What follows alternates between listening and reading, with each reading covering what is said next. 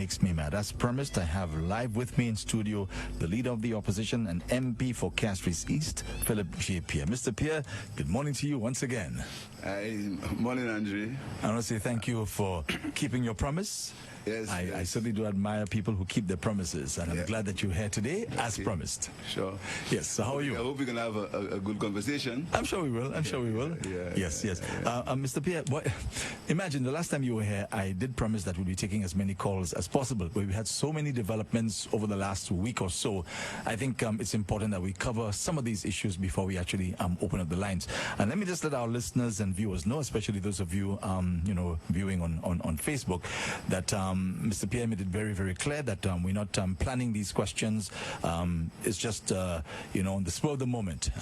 Things that come to my mind, I can ask him, and he didn't plan this. We didn't sit down together and to ensure that he knew what I was going to be asking, before today's show. So Mr. Pierre is completely in the dark as to what I'm going to be asking him.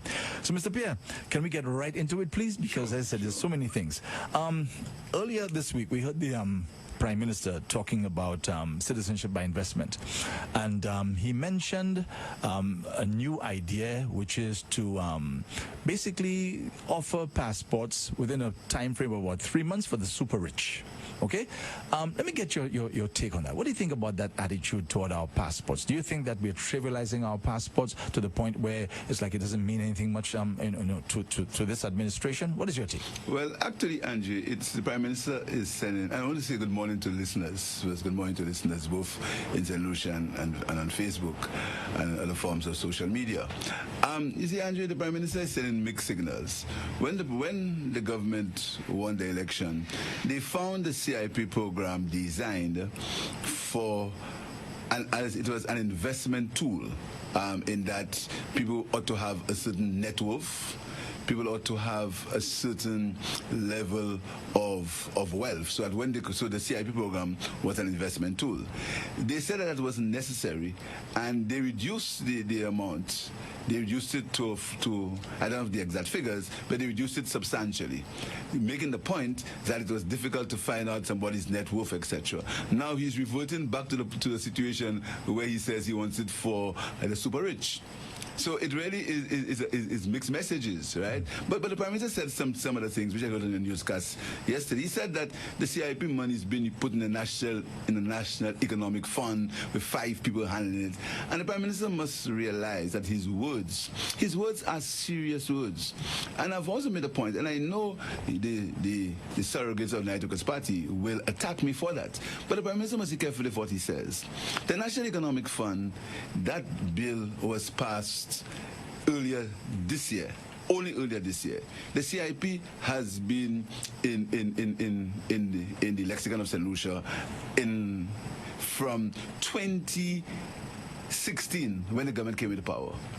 He said he has nothing to do with the National Economic Fund. How can that be possible when 4 or 5 of the 6 members of the National Economic Fund are civil servants reporting directly to the Prime Minister and his Minister of Economic Development? So that is not really what is happening. He also said that the CIP money is going to put in the National Economic Fund, or has been put there. That is not true. What the Prime Minister gave in Parliament, which he purported to be the use of the CIP money, in there he gave all where the CIP money was spent. Some of it, he said, was spent in the repairs for schools. And so it doesn't make any sense to go international and say these things, hoping that people in St. Lucia will not hear you. People in St. Lucia will hear you, and the facts speak for themselves. In the document that the Prime Minister tabled in Parliament, purporting to be the use of the CIP funds, when we pointed out to him, he says that's how the CIP funds will be used. There was nothing the International Economic Fund, nothing in that nature. And these are facts. And I always tell people, before you criticize and you attack, you look at the facts. The National Economic Fund was created by our government. The Prime Minister never used it. He said there was no fund. Then the money for the CIP fund, they said it went into the consolidated fund.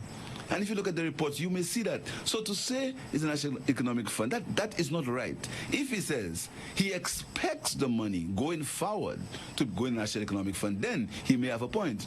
But also make the point the National Economic Fund is an independent body. That can't be factual either, because the composition, and we made that point when the bill was being passed. We said that the people there are civil servants, permanent secretaries. They report directly to the Minister of Finance. So I think the Prime Minister must get it right, and he's a Prime Minister. He can do whatever policy he thinks he wants to do. At least that's how it is in St. Lucia. But it doesn't make any sense to go outside and say these things when these things can be fact-checked. So, Mr. Pierre, what are these monies from CIP being used already? Well, exactly. And for what purposes? You may recall that we were asking all the time, how is the CIP money being used? You may recall that. And the Prime Minister tabled a document in Parliament. We said to him, that document was how the CIP money was used. He said, no, that's how the CIP money will be used. I don't know if you remember that. And these are facts. There was nothing in that document that said anything about the National Economic Fund. So the Prime Minister must get it right. There was nothing. So I'm still asking, are these funds being used for any particular purpose at this point in time? The document that he put in the Parliament, it showed how the funds would be used. Will be used or are being used? Well, that's the question we asked him, whether it will be used or how it will be used. And Andrew, I can make a document available. You can make it available on Facebook, on the social media for people to see. Because these are facts. These are not, that's not my opinion. These are facts. The document said nothing about the National Economic Fund. It even had something about debt reduction in the document that he used, payment of debt. That's what it is. So to go abroad and tell people that the CIP money is put in the National Economic Fund, and even went as far as to say it's something like a wealth fund. I mean, this is really, and these are factual things, Andre. But the document is available. After, you may recall that that Ernest Hiller led 2 motions in Parliament about the CIP fund. About the CIP, you may recall. Then after, in fact, even the last time, when we asked, why aren't the members, the people who were given passports, why isn't that document in Parliament? He said it was a mistake. They came and they gave a document. The Prime Minister said in England that US citizens either have CIP passports or looking for CIP passports, and that's his new, either that is his new business, or that is his new thrust, or that will be his new thrust. If you look at the document, there's not one US citizen there. So, I mean, again, before the supporters jump and attack, look at the facts. These things are factual, and I've made the point. You have to fact check these things and don't get emotional about it. So talking about facts, Mr. Pierre, what are the facts surrounding Mr. Guy Joseph and allegations of investigations into I'm very glad you brought. Yeah. Mr. Joseph has been saying in Parliament with much bravado, you all investigated me. I defy Guy Joseph to find any document that says there's any investigation about him. Defy him. I defy him. I defy him. In fact, what there is, and I can attest to, there is an investigation that is ongoing in the airport financing, A&M, etc. That is ongoing, which this government has stopped because they have not given the necessary information that was required. But there was no investigation on Guy Joseph, and I heard you repeat that, and I heard Russell say the same thing. That is not factual at all. The investigation was around the entire airport situation. But not specifically Mr. Joseph? No, it was not. It has never been him.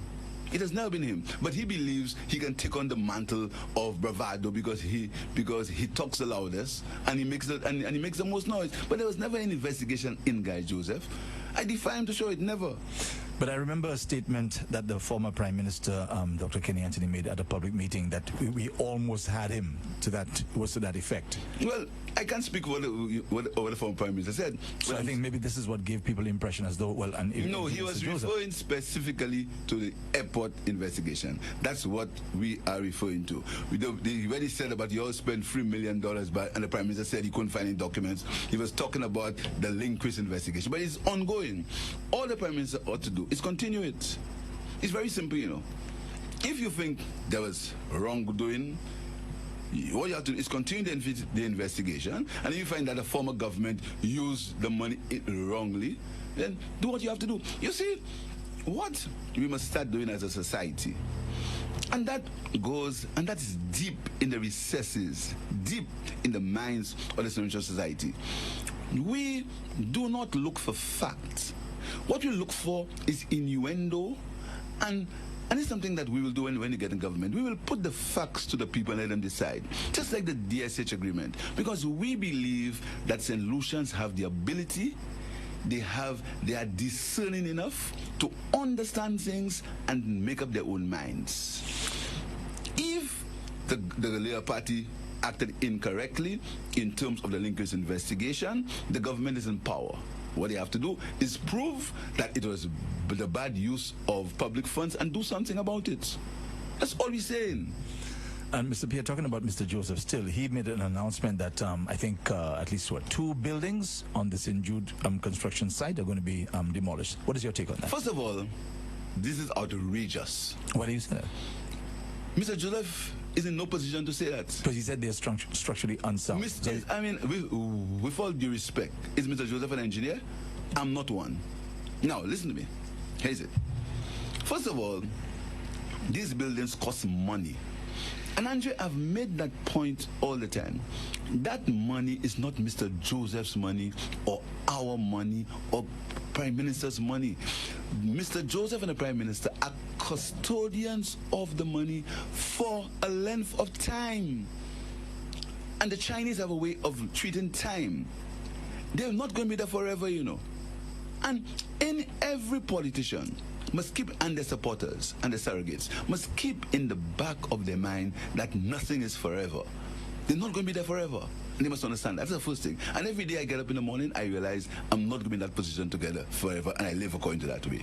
So further, you have a situation where schools have mold, you blame the opposition. They blame me for mold in the Enchibo school mold. So I was supposed to deal with the mold 3 years ago. Anyway, that's for some other show.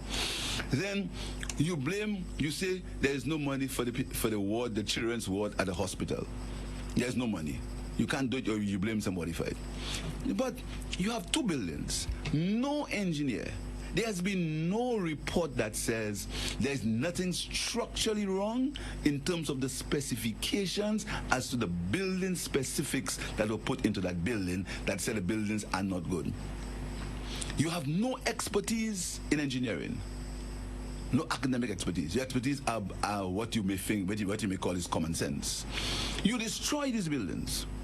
These are not private assets, you know, Andrew. These are public assets. They don't belong to Philip J. Pierre or to Guy Joseph. They belong to the people. You destroy them. You do not say the cost of how much it costs to be destroyed. What does these buildings cost? You don't say the cost of the demolition, but you destroy it. And you want people to accept it because you say it. I mean, this cannot be right, Andre. So you won't accept his explanation? No, I cannot accept. I have no proof to accept it. He's in no position to tell me there's anything structurally wrong in the buildings. I need an engineer to tell me. And before, you see, again, it's a lack of respect. What makes these buildings bad now? What makes these buildings bad now? And why, and not 3.5 years ago? What makes them worse now? And not 3.5 years ago? You see, the government should come to the people and do a mea culpa. Mea culpa, mea culpa, mea culpa. I made a mistake. If the St. Jude's, forgive me and let's move on. But the government is arrogant and making all sorts of excuses, trying to tie the hospital to horse racing. I mean, the government, and again, I want the experts to deal with that. The government has never said why they have not used the East Wing. They've never given a reason why, Andre. Never given a reason why. What is, okay, will the government be able to commission? They talk about the last hospital did not have any accreditation. Will you be able to have it accredited in 1 year?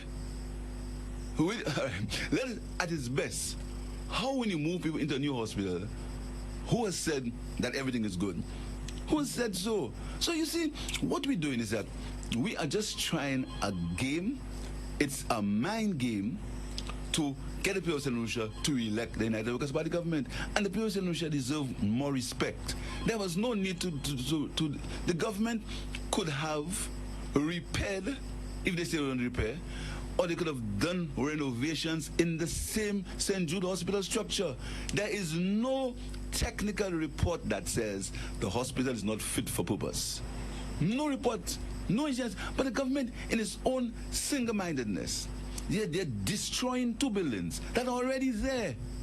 I mean, why would a government destroy what is there? Supposing these buildings, how much did they cost? I mean, that can't be right, Andre. It cannot be right. And I want to say, supporters of the United Workers' Party, admit that your government made a mistake. Admit it. Because the government did make a mistake, and destroying these 2 buildings is the height of the mistake. I don't want to say it's arrogance and high-handedness. I want to say it's a mistake, because it can't be right. It cannot be right. Mr. Pierre, we did promise that when you came here today, we'd be taking questions from our callers. But I need to ask you 2 questions, although I have many, many more, before we actually take those calls. So please, just hold the line, folks. We'll be taking your calls in just a moment. The last time that you were here, you made a statement concerning the horse racing track, how children were invited and so on, and they gave them ice cream and so on. You seem to have had a problem with that. Some of your critics feel that that was not necessary. In retrospect, now, it was, as you were saying a while ago, to the ruling party, was that a mistake on your part? No, I stand by my statement. I stand by it. I stand by it. I'll tell you why I stand by it. Now, the horse racing track, what will happen there after, within the racing, is gambling. Are you right or am I right or wrong? It's the richest race in the Caribbean. Did you bring children to see the Treasure Bay casino? I mean, if you see, did you bring them to see it? What had happened in the horse racing track is gambling. Now, gambling, albeit in a sophisticated manner, but it's gambling. Now, listen to me carefully. I'm not saying that children should not be brought to see horse racing, But I'm saying... But they were brought there to have some ice cream. Exactly. And they didn't see any horse racing. Right, but you are luring them. And you see, and and I make the point, it's even more cynical. It's even more cynical. Because what you're doing is that you're telling them you want to sell something to them, so you're going into their minds. And in their minds, so then what happens? They'll tell their mommy, come there, we'll have ice cream. Because you don't have ice cream all the time, you only have ice cream in the beginning. Ice cream will not be there for the horse racing. And I stand by it. Because why don't you bring people to see the Treasure Bay casino? Bring children in there to see it. It's an investment. Okay, before we take some calls, I need to ask you about this issue concerning direct contracts. I think you even made a comment that it's as a result of direct contracts. That is why we have all the problems we have in the schools and so on. I think you did say that, correct? What I said is that the people, you see, Andre, again, governments must understand that they were put there by people. What has happened is as soon as politicians get into government and they become ministers, they forget that it's the people who put them there. They forget that until elections are near. When elections get near, then they remember the people. But politicians, and that goes for all politicians, we must understand, and I say that to my guys all the time, that people are the ones who put you there, so you must always remember the people. The perception is that when there are direct awards, that justice is not served. And I want to make one point. The government goes around saying that we only had $1 million for school repairs. That is not the fact.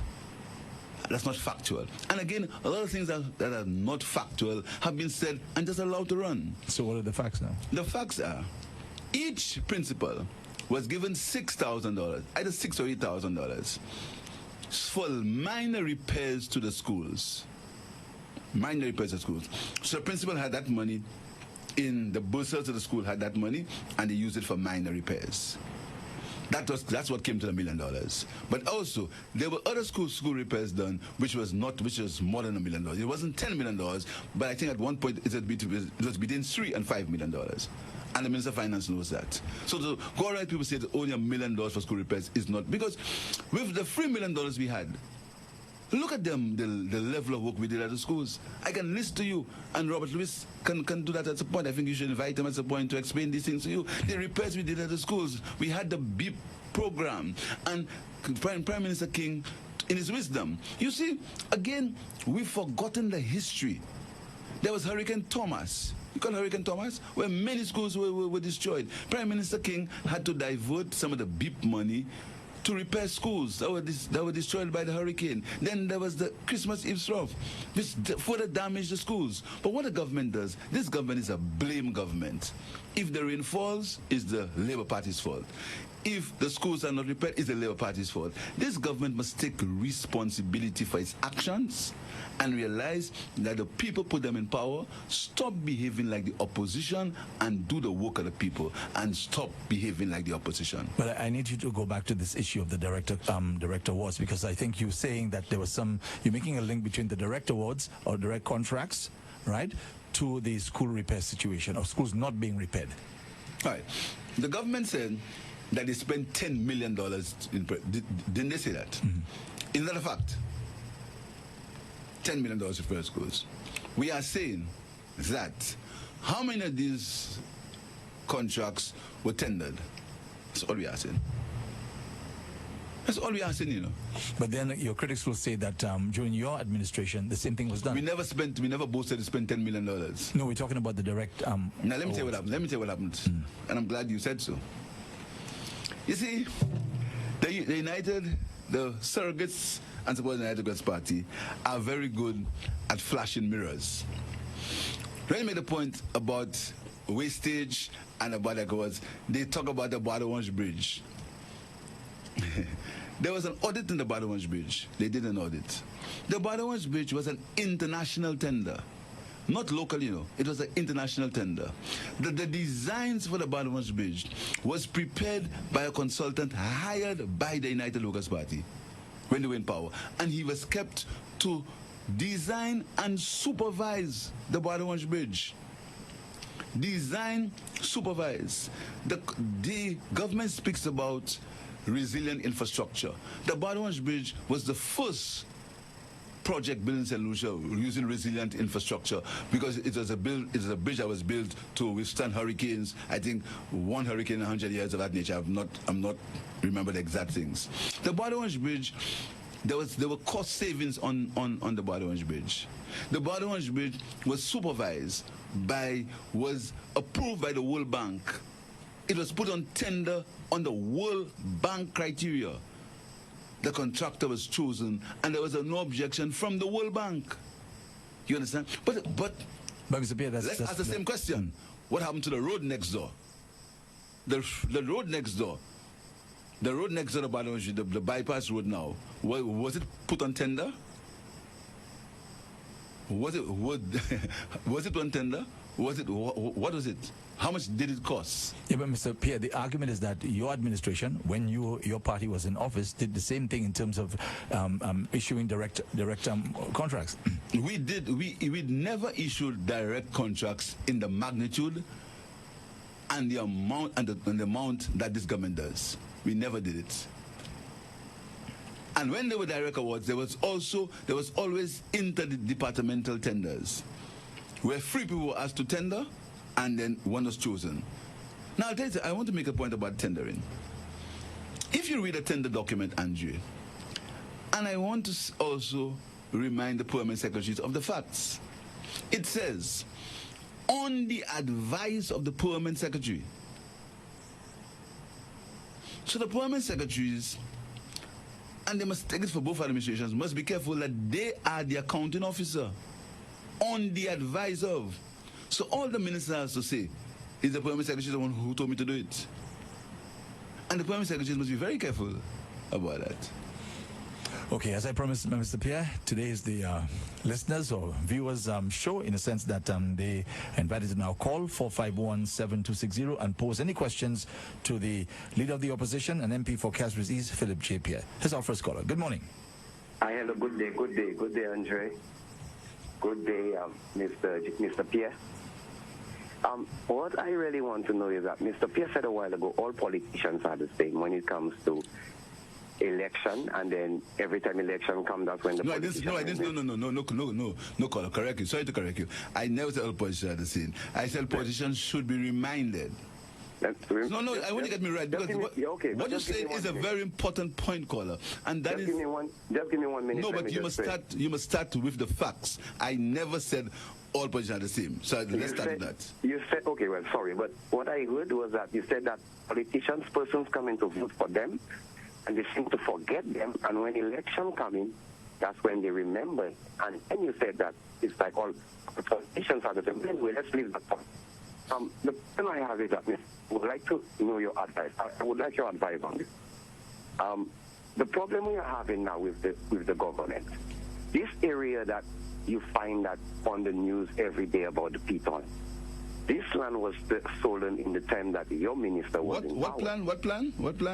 The area, the Piton area where they have the building going on now, which is against the law. Well, I have heard that, caller, and I don't want to opine on it because I'm not sure as what's happening. I'm just telling you. This land was stolen in the time that they sold that land to the white man when Kenny Anthony was in power, right? And now what I'm saying is that the whole 3 weeks that it's on the media, it's there and it's the news. Nobody come in and see what the guys are doing there to know whether or not if that's the area they approve for them. Because I can tell you, I'm always on the beach. When the planning guys came on the beach, they didn't go to that area where they're building now, you know. So I wonder if they're doing something that they're not supposed to do. Because what we can see in the community around that, they're destroying something and no one, not even the Prime Minister, to tell you the truth, it's one to the other. I'm not a Labour Party fan, I'm not a UWP fan. I support whoever is doing good. And I want to know, when are we going to get ministers to support us, and then in the benefit of the people of the country? Because so far in my experience, I've come across, and it's like everybody thinks the same. How are they going to get the money on the table? Oh, a black man wouldn't build there and a white man is coming and build. They wanted to arrest a black man for doing coals there. Where is forestry? Where is Crown's land? Where is planning? Nobody for 3 weeks that they call in, not coming by the beach and have a look and see what is going on. And everybody around can see that it's wrong. I find that ministers or whoever is in power, government, they need to do something about it. Thank you, caller. Thank you very much. Thank you, caller. These concerns have been expressed, but I'm not aware as to what's happening. But I think at some point, somebody should go to see it. And I will see whether we can go and see what's happening if we're allowed to at some point. Let's take another call. Good morning. Good morning, Andre. Good morning. Morning to you, sir. Okay, just a couple of points.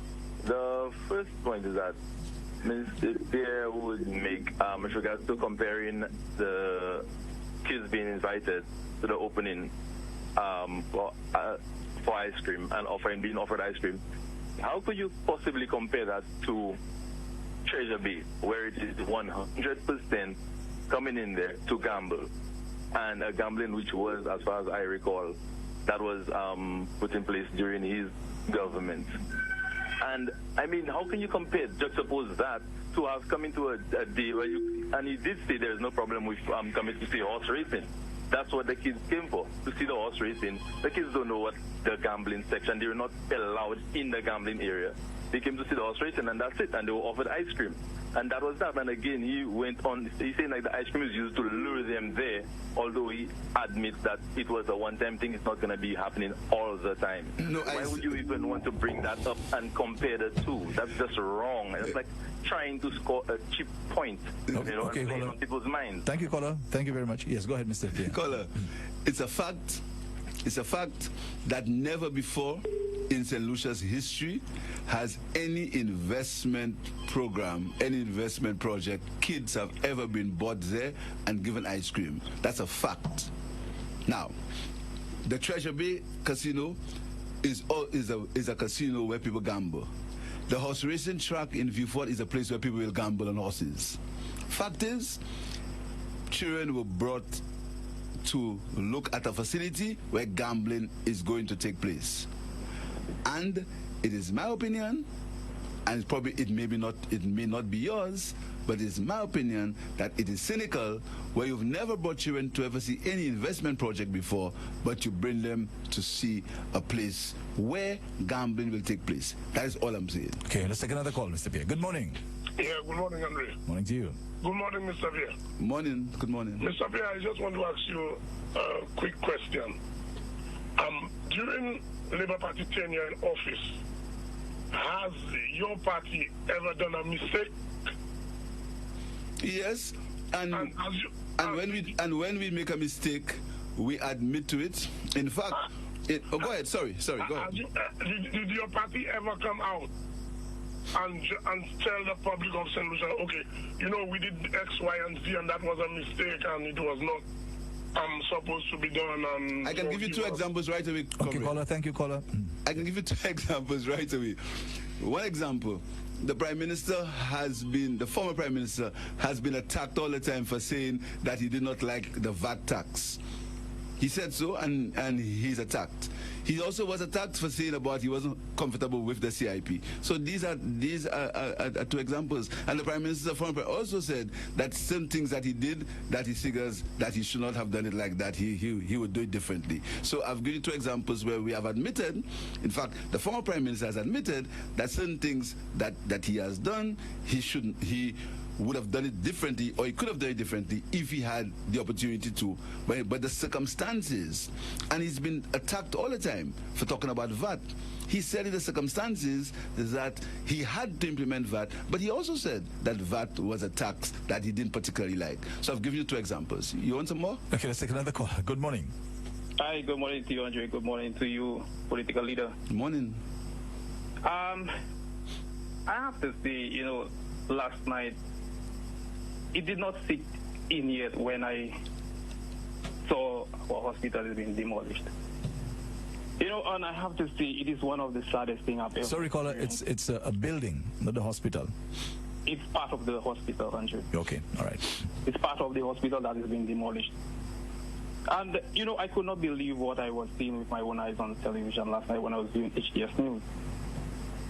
But I really want to ask the political leader, or I just want to bring to the political leader's attention, the wing that this government is constructing at this present moment. I heard that the Minister of Economic Development said that it is not been approved by DCA.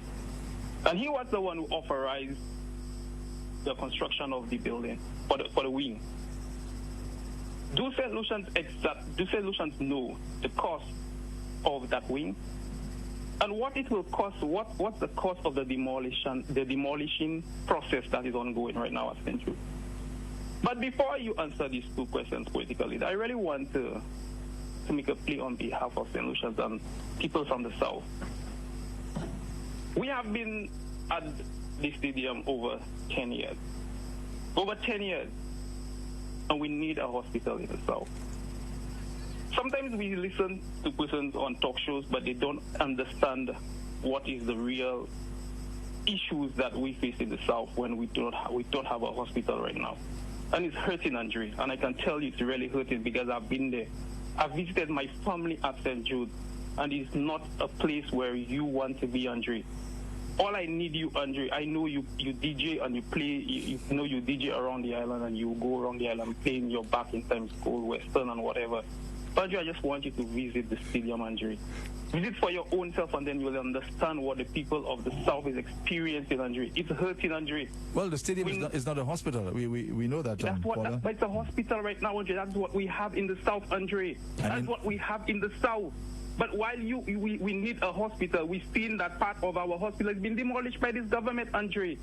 And a wing is being constructed, and we are hearing from the Minister of Economic Development that there is no DSA approval, and he was the one who told them to go ahead, and we do not know the cost, Andre. What it costs, Andre. How long we gonna be at the stadium, Andre?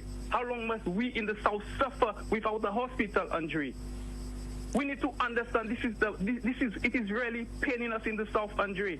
And while we see people playing politics with these issues, with our health, Andre, let me simply say to you, Andre, do you really believe that Alan needs St. Jude? Do you believe that Guy Joseph needs St. Jude? But we in the South need St. Jude, Andre. You're forgetting we have a guest today, caller? Not the guest, but thank you very much for the call. Appreciate that. Andre, what the caller is saying is significant. I'll tell you what. When the hospital was being built, there was a building committee headed by Shanta King. She presented a handover report. You know what the minister, Honorable Minister Guy Joseph said? He doesn't worry about these solution engineers. I don't know if you remember that when he attacked Peters.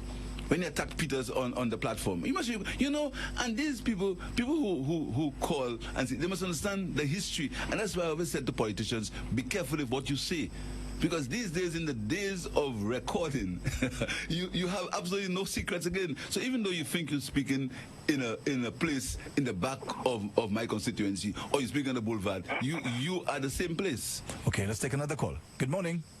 Good morning, Andre. Morning to you, I sir. am so glad that the last thing he said was in the days of recording, because I hope your program is being recorded. Yes, it is. You just go back and play when he said all politicians are the same. Literally, those were his exact words. I was listening and I was like, wow, well, at least there's some truth in there. No, Conrad. So I'm not asking him to defend what he says. Like he said, there are recordings. Andre, get somebody to go and rewind it and replay the clip. That is what I'll be waiting for. At least we can have some proof of something right now. And my other point was to ask him, how does he feel? Literally, how does he feel in his heart? Because I heard that default citizen really pleading from his heart there. Ask him, genuinely, how does he feel that throughout the whole tenure, St. Jude's was nothing was done with St. Jude? Thank you, that caller. was tangible. Thank you. Please answer that question. All right, thank you. Caller, your questions, your answer is simple, and you don't have me on the spot at all. So try again. Here's what I was saying to you. I feel very concerned that the hospital was not completed.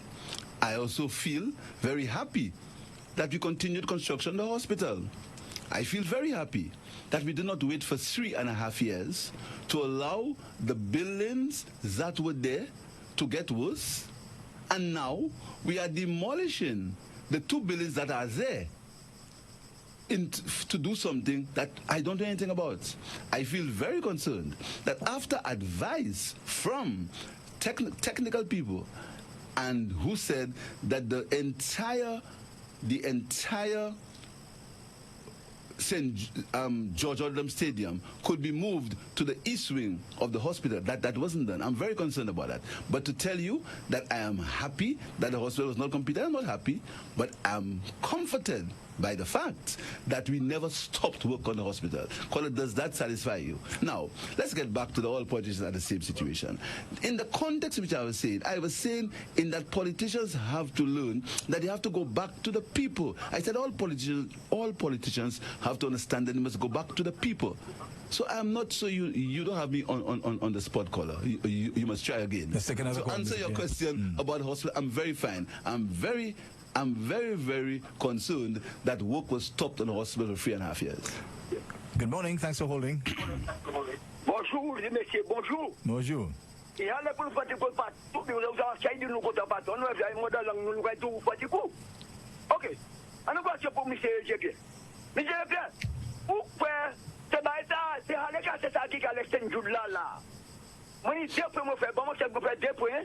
Premier point. À tout quoi on va tenir 7 ans.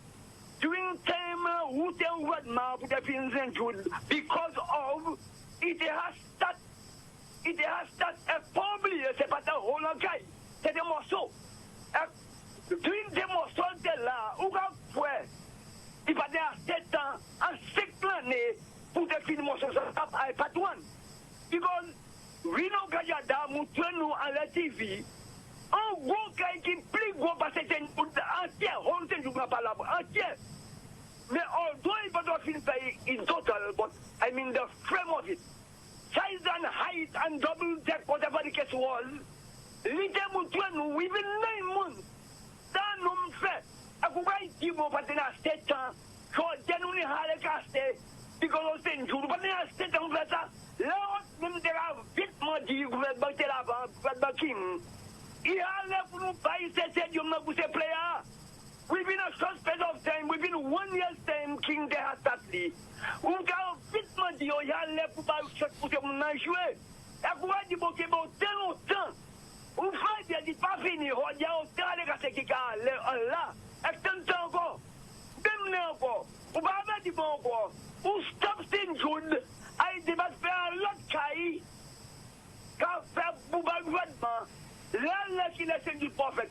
If name no can go, you are stop. Send you for about Suban. Did you first la? Même send you about Lala.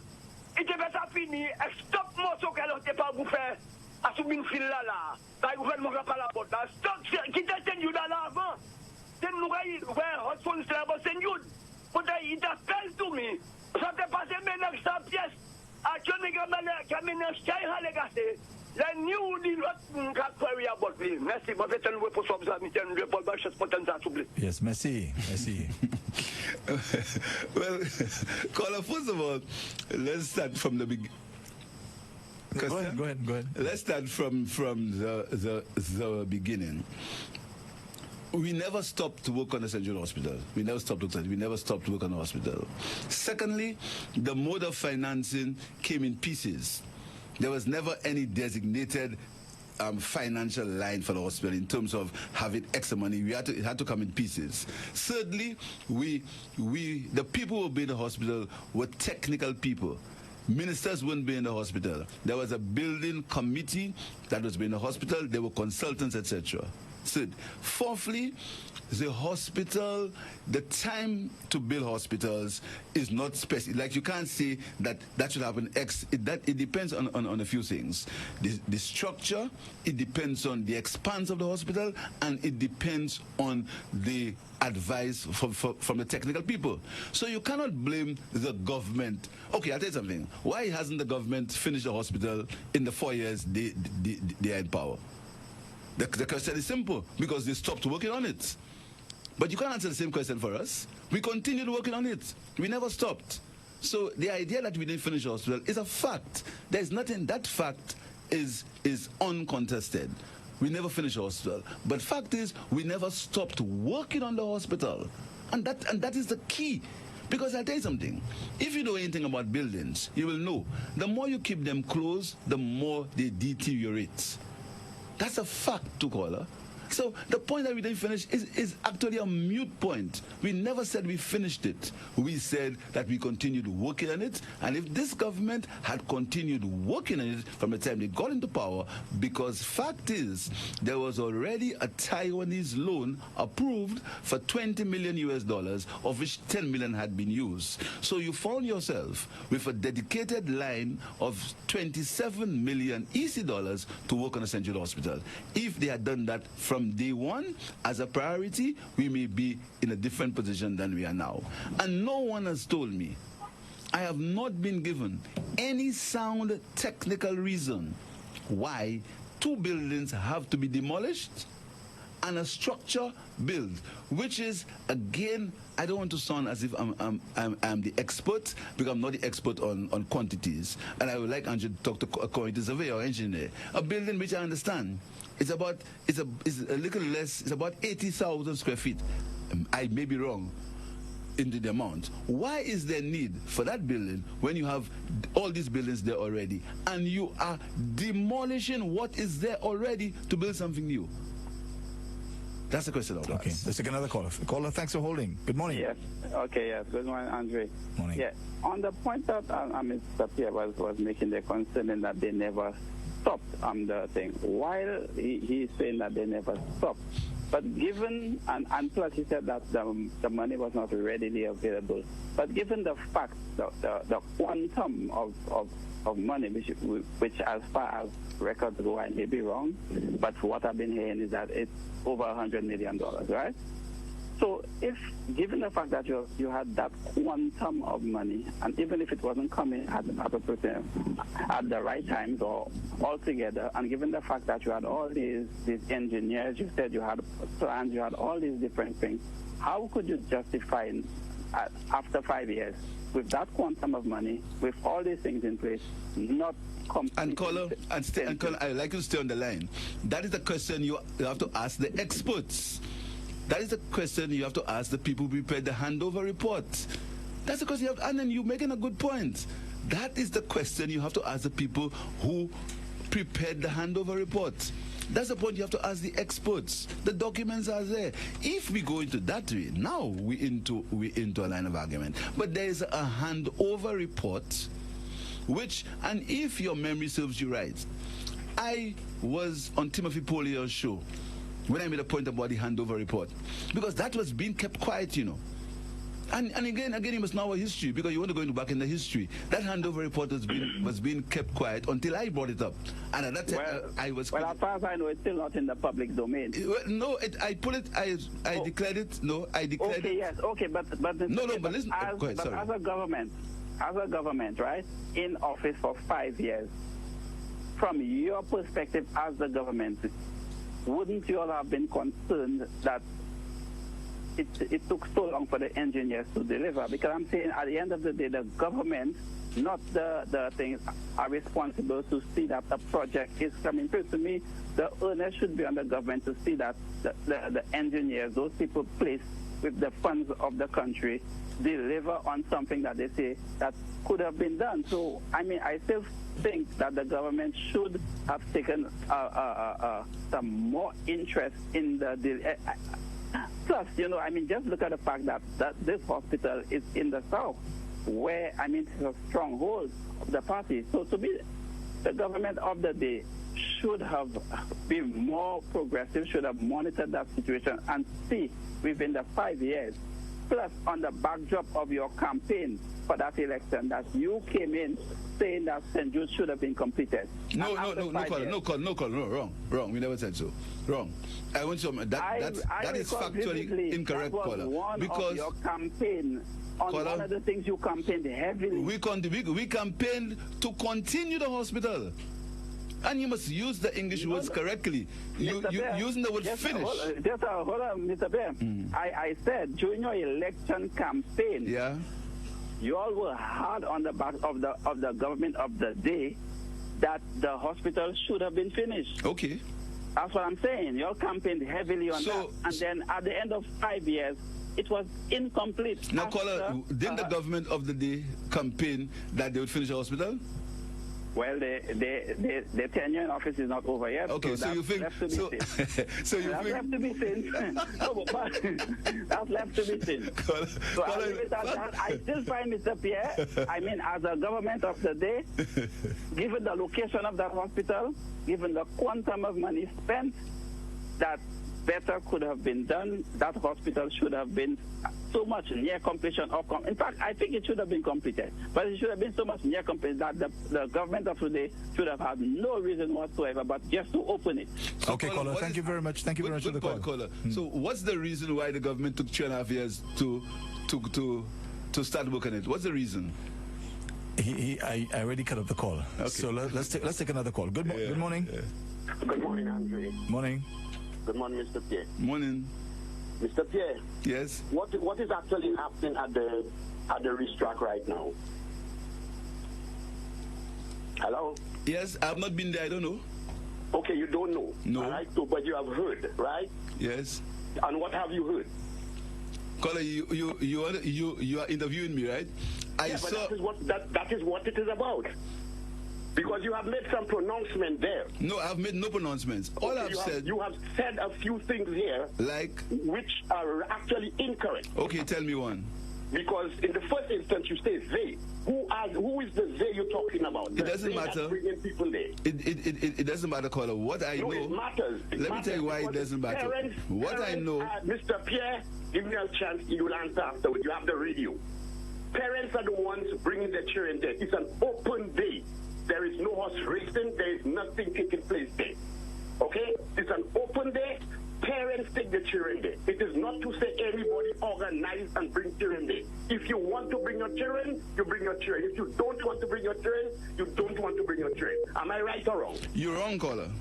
But wrong in what way? You want me to read something for you? No. I'm asking you wrong. No, but I'm answering your question. Let me read the question for you. Here is an invitation to visit the newest and most prestige investment in the Caribbean, Desert Star Holdings. Yes, people, the Royal St. Lucia Turf Club is opening its gates at the DSH racetrack to all each and every Sunday in the month of November 2019 to every and anyone who wishes to visit the place. Visitation commences from Sunday, 3rd November 2019 at 3 p.m. There will be face painting and ice cream for the kids. But Mr. Pierre, that is an invitation. I want to ask you who sent out this notice. When you find out, we can have a discussion. Club, according to what they no, when you find out who sent out this notice, we can have a discussion. The invitation that you were reading there is the Royal Surf Club is sending out an invitation. When you find out, no, Mr. Pierre, is like you sending an invitation to your town hall meeting. Right? No, comrade, very wrong. Mr. Pierre, don't bullshit me. Sorry to say. Okay, don't do that. Don't do that to me. Okay, you know better. You're politicians, all of y'all is the same like you just said a while ago. Just try to BS people. The they you're talking about is who? Because the Royal Surf Club sent out an invitation for people to come to see the track. And who was promoting it? It does not matter. Oh, it doesn't matter. The invitation was sent out. Oh, it doesn't matter. Okay. Don't BS me an invitation. Okay, next one. Andre spoke to you about the contracts at the schools and whatnot, right? And you turn around the table 6 or 7 times, you have never answered the question. You even reach on Wadowa's bridge. But Wadowa's bridge part of the question. I mean, I'm putting it to you that the school maintenance program and other programs are political tools to give people direct awards. That is what y'all do. All of y'all do it. Okay, there's no tendering on school repairs. A list is put out. You'll select who you want. The director of works at the ministry selects the people from the parliamentarians. Okay, Mr. Pierre, and I'm putting it to you, that's what happens. So don't come and BS people to foolishness that you're saying there. Okay, caller. You can fool some people, you can't fool everybody. Okay, caller, thank you. Thank you very much. Try and take as many calls as possible. Praise God, you can't be fooled, caller. Let's take another call quickly. Good morning. Good morning, Andre. Yes, good morning to you. Good morning to the leader of the opposition. I need some clarification here.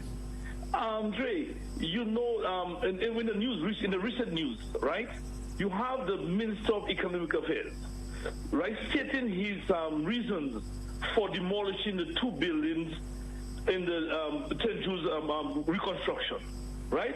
And in his statement, he said that it's less than 10% of the buildings that is affected, right, that have structural problems.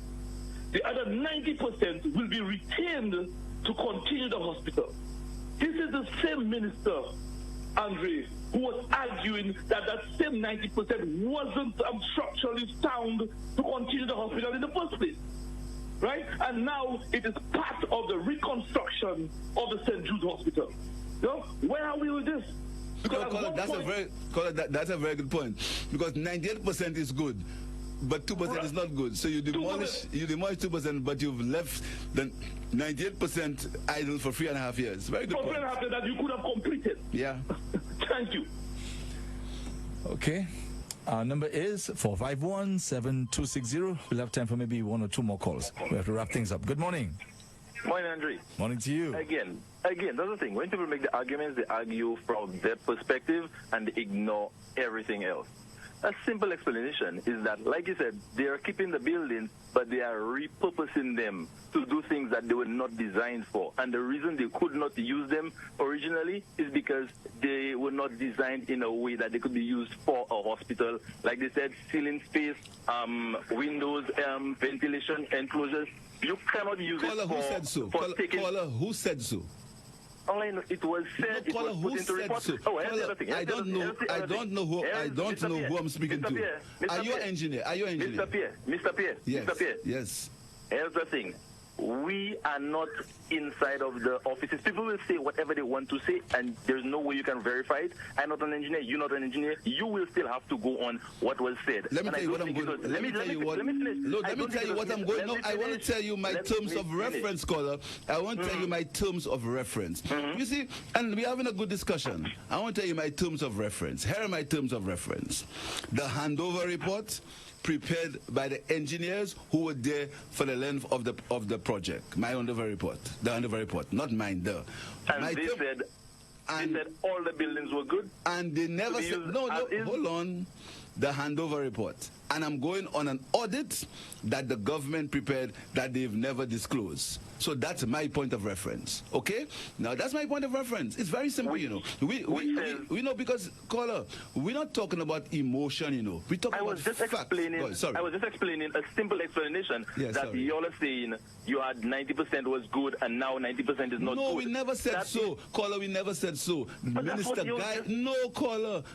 Guy Joseph is the one who said so on HTS News but I'm explaining to you. Yes, I'm explaining to you because y'all don't want to look at a way it could make sense. Because all y'all said was that they said 90% wasn't good, and now the 90% is good. 90% is good for reusing for repurposing for a different purpose, not for as a health place. Because like they said, the new building they're making, it has the space. Caller, who said so? The people, I remember there was a camera crew went in there with video, and then you could see the little ceiling space and the small doors. I saw it with my eyes. Nobody I don't have to be an engineer to say, well, so that ceiling is not good enough. That door space is not good enough. I don't have to be an engineer to see that. I hear you, caller. And don't get excited. We're having a good discussion. Don't get excited. Yeah, I'm good. All of us talking about the well-being of St. Lucia. So yes, I'm good. Don't get excited, please. I just don't want you to cut me off yet. No, let's have a good chat. You think, okay, let us agree. Let's agree with you. Both you and neither you or me are engineers, are we? So let's agree with you. You think it's cheaper to let us agree with you. So which one you think is cheaper and easier to do after 3.5 years? To change the spacing inside the hospital or to demolish 2 buildings? Which one? I mean, let us have a discussion. Okay. Now there you would actually have to be an engineer to come up with figures. But I'm saying, bear with me. Let's go with another one. The foundation for a building was made in an improper way. The foundation? I'm just saying, I'm not, don't take me literally. Take me literally. Okay. I'm just saying the beginning stage, okay, was made, let's just say that the ceiling space was not right, the ventilation was not right. Do you think that you should go and continue to build on that, spend more money into it, only to have in the final analysis, it's like this was just not fixable to begin with, or start from scratch? And again, let me just add that other piece there. Like final point, caller. Final point. Let me just finish. Through your tenure, you said through your tenure, the money was not coming in consistently. That's why it took so long. But I suspecting what you did is that every time you'll get maybe 40,000, you'll put a little building here, another 40,000, put another little building here. But that is not what you need for hospital. You need a big building that is able to function as a hospital. And I think that is where you went wrong. There are a whole bunch of little buildings, and you cannot put. It's not to say it's not a resort with little cottages. You need a big building. That is what a hospital is, and that is what you all did not have. And that is what the government right now is trying to do. Okay, caller, thank you very much. Caller,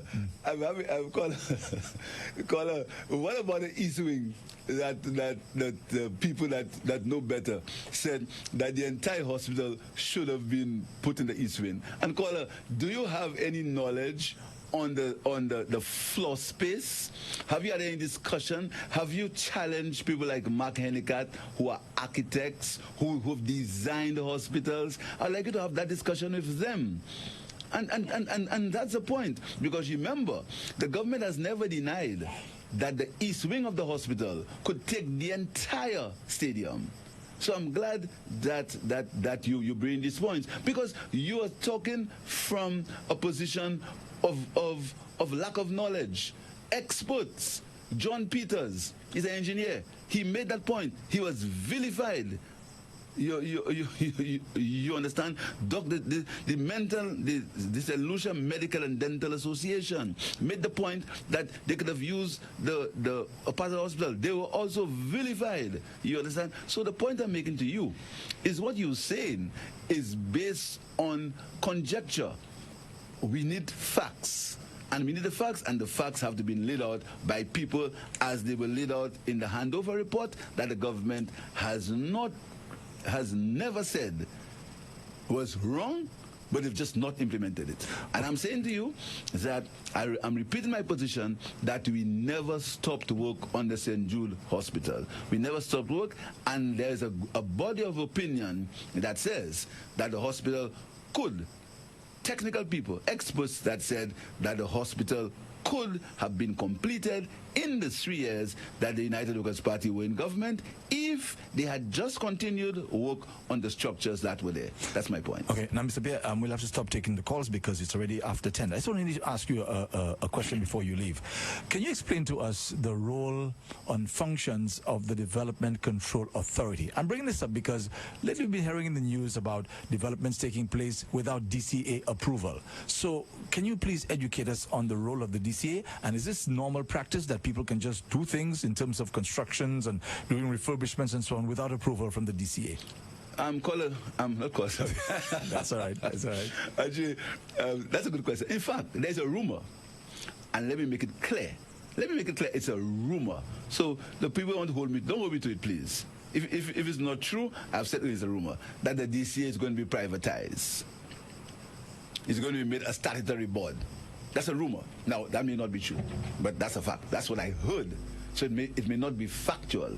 There's a rumor that the DCA is going to be either privatized or going to be converted into a statutory board. Anyway, let's move on. You see, the DCA is supposed to be not the final arbiter, because the plan can go to cabinet for cabinet to approve it in all developmental aspects in the country. I also know that if you are adding to your house less than a third, and again the figures may not be accurate, you can do it without DCA approval. But even the putting up of signs on the streets ought to be given with DCA approval. When you put up a sign for dance, it's supposed to be given DCA approval. The DCA is supposed to be the people who give approval. There's two sets of approvals: approval in principle and approval to continue construction. Probably free, but I know for two. And the DCA ought to be supervising the construction as it goes along to ensure that you are building according to the plans that you set up. To my mind, that is and the DCA takes several things into consideration. It takes environmental. This is why sometimes you have to have an environmental impact analysis, a EIA.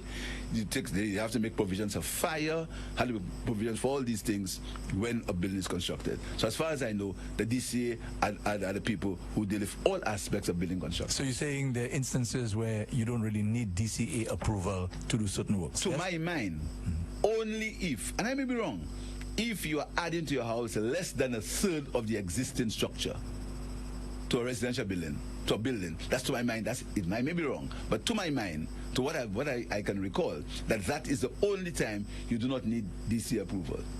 So I think I gathered from you at the beginning of the program that you are kind of in the dark as regards this supposed building in the no-build zone of the Piton management area. Yes, I said I was in the dark. I have not got the facts on that building. And I'd hate to think, because as I said, as a caller reminded me, you're in the world of recording, and I would hate to say something that I did not have the facts for. I haven't got the facts on it. But is this something that your party is very concerned about, or would be very concerned about? Well, we're concerned about Soufrière as